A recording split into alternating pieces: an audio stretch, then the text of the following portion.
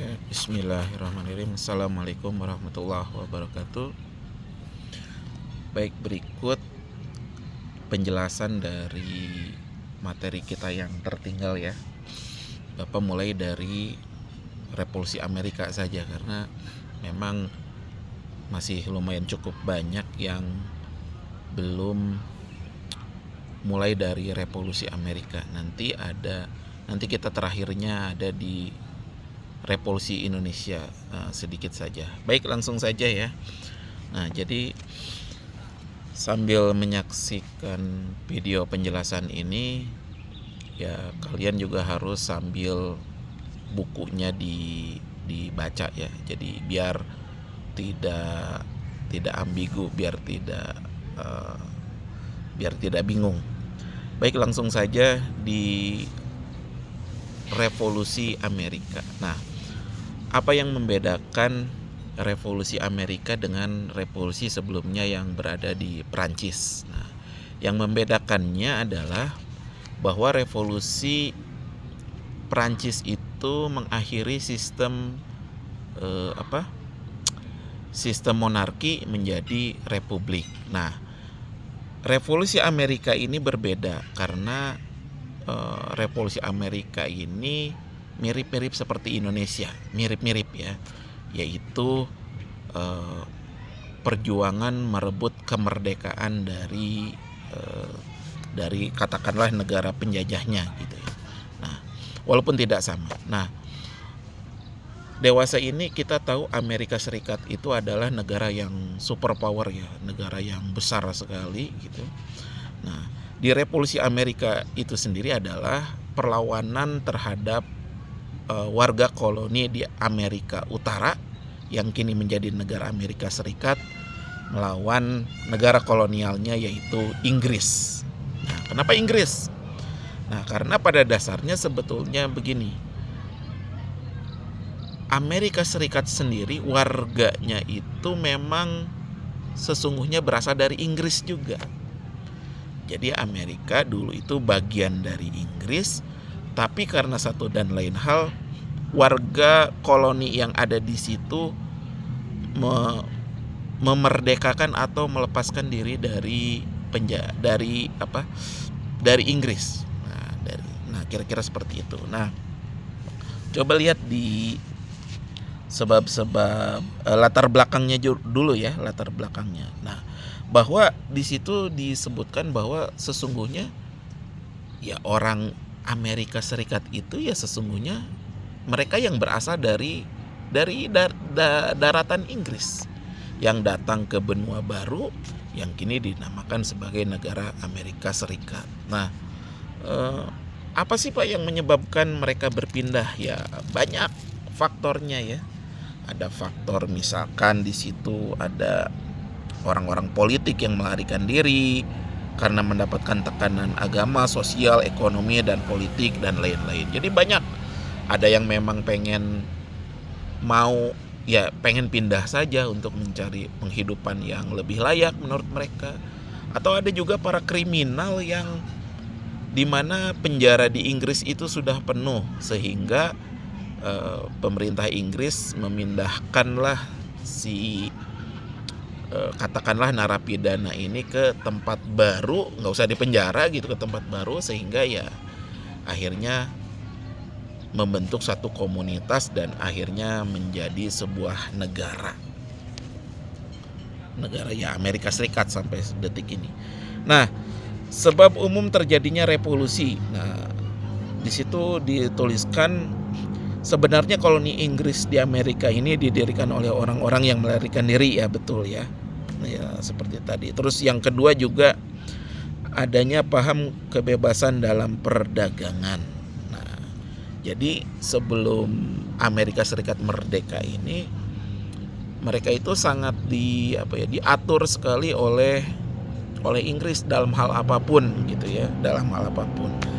Nah,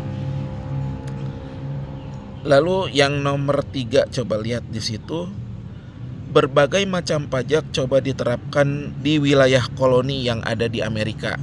Nah, hal ini dilakukan karena saat itu Inggris mengalami krisis keuangan akibat perang 7 tahun. Nah, perang 7 tahunnya itu dengan Prancis. Nah, jadi Inggris ini ketika dia banyak berperang dengan beberapa negara, nah akhirnya perang itu kan memerlukan biaya yang tidak sedikit gitu ya. Nah, akhirnya apa yang dilakukan oleh pemerintah Inggris ya? Akhirnya memungut pajak-pajak yang cukup banyak ini. Ada pajak macam-macam, nanti ada pajak teh, ada pajak segala macam, sehingga negara masyarakat koloni di situ ya mereka menganggap aduh Inggris ini sewenang-wenang gitu ya, sewenang-wenang, sehingga ya pada akhirnya nanti mereka memberontak kepada Inggris dan akhirnya membentuk negara Amerika Serikat yang kita kenal sampai detik ini. Nah, adapun yang di poin B-nya, sebab khusus terjadinya revolusi Amerika. Nah, jadi ada sebab umum, ada sebab khusus ya. Nah, sebab khususnya ini di sini dituliskan adanya peristiwa The Boston Tea Party. Nah, Boston ini sebuah kota ya, sebuah kota pelabuhan lah katakan begitu. Nah, jadi apa latar belakang si peristiwa The Boston Tea Party atau pesta teh Boston gitu ya, kalau kita artikan secara sederhana ya, itu bentuk perlawanan ya. Jadi karena terlalu saking banyaknya pajak yang dikenakan, sehingga orang-orang Amerika di koloni tersebut akhirnya apa ya, sebagai bentuk protes lah, akhirnya si teh itu dibuang ke laut gitu ya, biar tidak bisa digunakan oleh pemerintahan Inggris gitu ya, pemerintahan Inggris. Nah, itu bentuk perlawanan mereka dari sekian banyak perlawanan yang dilakukan. Nah, mungkin kalian pernah dengar peristiwa Bandung Lautan Api. Nah, itu mungkin mirip-mirip ya, mirip-mirip. Misalkan ketika kota Bandung saat itu harus dikosongkan atas perintah sekutu. Nah, para pejuang kita ini akhirnya apa? Melakukan pembumi hangusan kota Bandung supaya apa? Supaya bangunan-bangunan yang mereka tinggalkan itu tidak bisa digunakan oleh pemerintah Inggris. Nah, kira-kira seperti itu. Nah, adapun jalannya perang kemerdekaan Amerika Serikat ya, revolusinya terjadi di tahun sekitar 1775 sampai pada akhirnya secara resmi tanggal 4 Juli tahun 1776 ditetapkan sebagai hari kemerdekaan Amerika. Ya, di mana di situ sama seperti di Indonesia ya, Amerika Serikat juga punya ya katakanlah bapak pendiri bangsa. Kalau bapak pendiri bangsa kita ini seperti Bung Karno, Bung Hatta, Sultan Syahrir dan lain-lain. Nah, di sini katakanlah bapak pendiri bangsa mereka itu ada namanya Thomas Jefferson, ada John Adam, ada Benjamin Franklin, ada macam-macam, ada termasuk George Washington.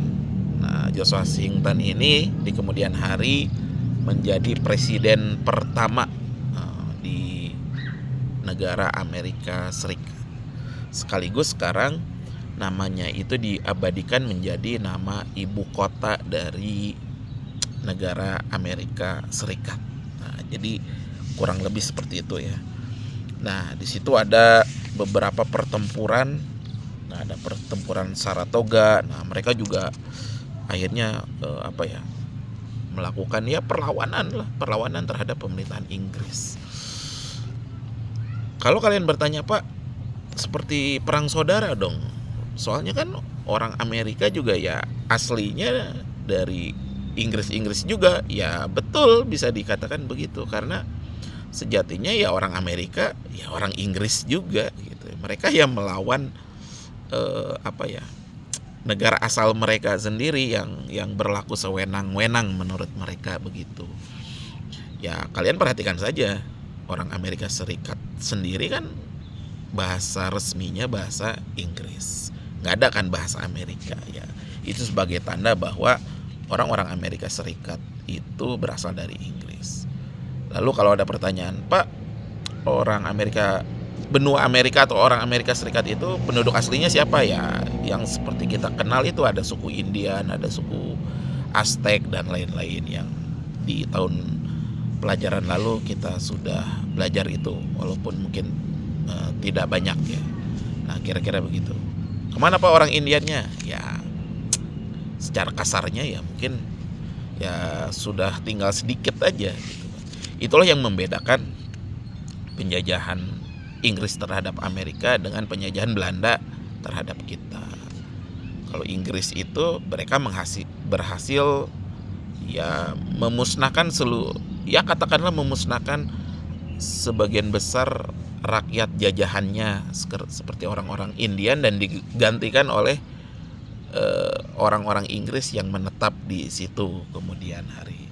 Nah, kalau kita di Indonesia kan tidak. Orang-orang asli Indonesia kan masih ada, termasuk kita sampai sekarang. Belandanya ya sudah kembali ke negerinya masing-masing. Nah, kira-kira begitu. Itu yang membedakan revolusi Amerika dengan revolusi Indonesia, kalau kalian masih bingung. Nah, ini dampak revolusi Amerika ya banyak ya, ada di bidang politik, ekonomi, sosial, dan pengaruh revolusi Amerika bagi dunia internasional. Nah, kalian tinggal baca saja di situ. Nah, revolusi Amerika juga menjadi inspirasi bagi negara dunia untuk memerdekakan negaranya dari bangsa penjajah. Nah, gitu. Terus di bidang ekonomi, revolusi Amerika memberikan dampak ekonomi bagi bangsa Amerika ya, karena sebelumnya apa-apa itu harus diatur oleh Inggris. Tapi setelah merdeka, mereka bebas menentukan nasibnya sendiri. Dan terakhir yang selanjutnya bidang sosial.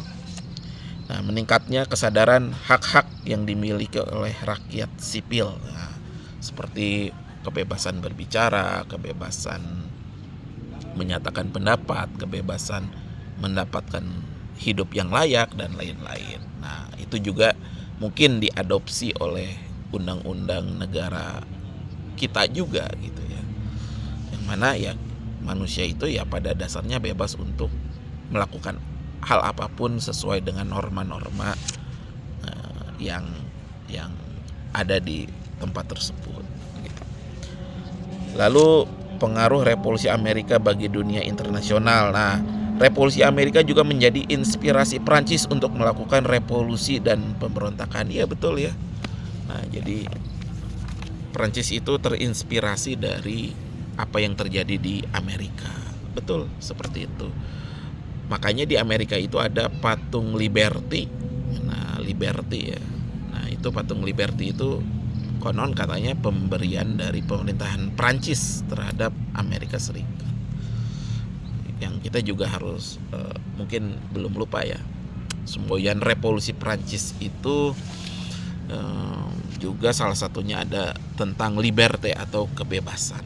Nah, itu menjadi tanda bagi hubungan antara revolusi Prancis dan Amerika masih lumayan mereka masih terinspirasi lah, saling menginspirasi. Baik, kira-kira seperti itu penjelasan dari revolusi Amerika, atau yang kini memunculkan negara baru yaitu Amerika Serikat, yang terdiri, yang kemarin kalian pernah baca itu sampai 50 negara bagian ya. Tapi awal merdeka mereka cuma 13 tadinya, sekarang sudah 50, jadi sudah berkembang sekali. Bahkan sekarang Amerika lebih superpower dari negara induknya yaitu Inggris gitu. Baik, untuk bab Amerika Serikat Bapak akhiri. Nanti kalau ada yang kurang jelas boleh komen di bawahnya atau apalah, bisa nanti kita interaktif di media sosial tersebut. Bapak akhiri, terima kasih. Assalamualaikum.